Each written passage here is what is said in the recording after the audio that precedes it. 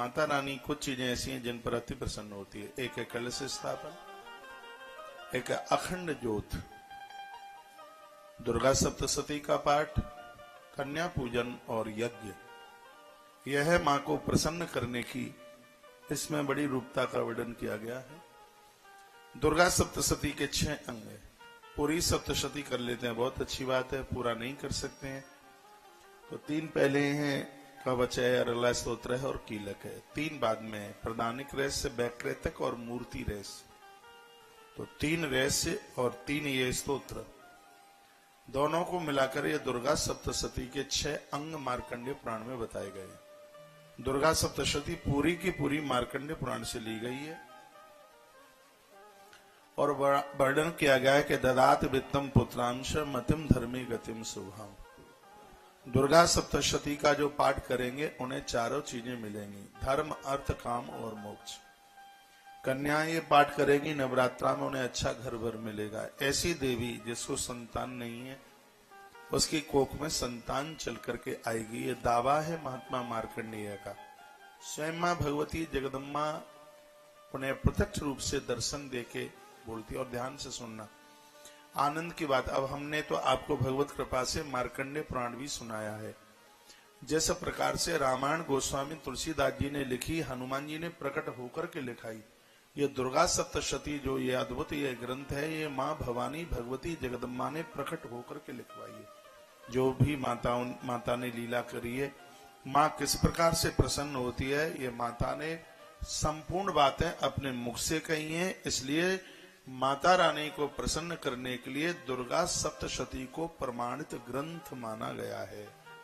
माँ भगवती जगदम्बा की प्रसन्नता के लिए दुर्गा सप्तशती को बेजोड़ ग्रंथ माना गया।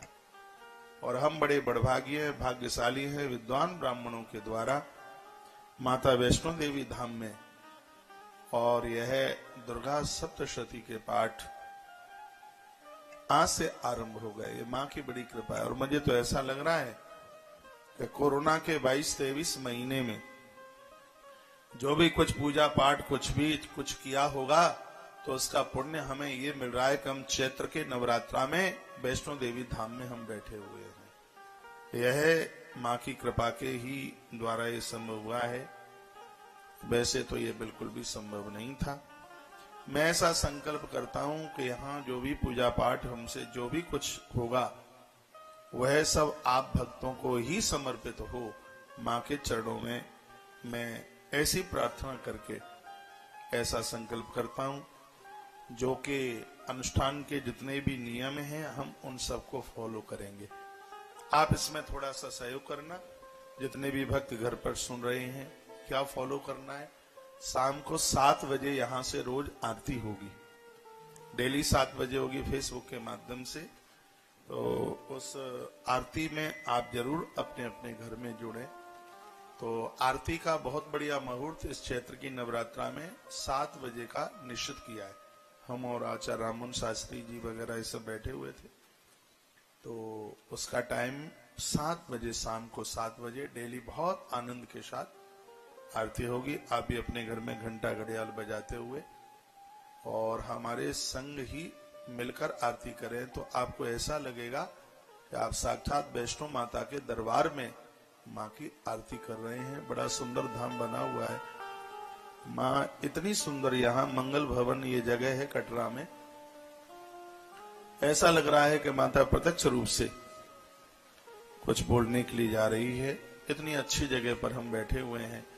सबसे आनंद की बात यह है कि माता रानी का ये धाम है, माता रानी की जगह। हमने बाहर से भक्तों को तो बुलाया नहीं, यदि बुलाते होते तो फिर जगह ही नहीं मिल पाती कटरा में। आज कटरा में इतनी भीड़ है, कहीं कोई होटल, कोई धर्मशाला, कहीं कोई खाली नहीं है। काशी से डायरेक्ट कटरा के लिए फ्लाइटें पहुंच रही है, दिल्ली से भी पहुंच रही है। तो काशी से कटरा के लिए आज पहली फ्लाइट आज आरंभ हुई है। माता वैष्णो देवी का तो बड़ा जलवा है, कौन नहीं जानता माँ को। मैं माँ के चरणों में जो भी वंदन पूजा पाठ में करूंगा वह सब आप भक्तों के लिए समर्पित होगा। संकल्प में तो बड़ी ताकत होती है।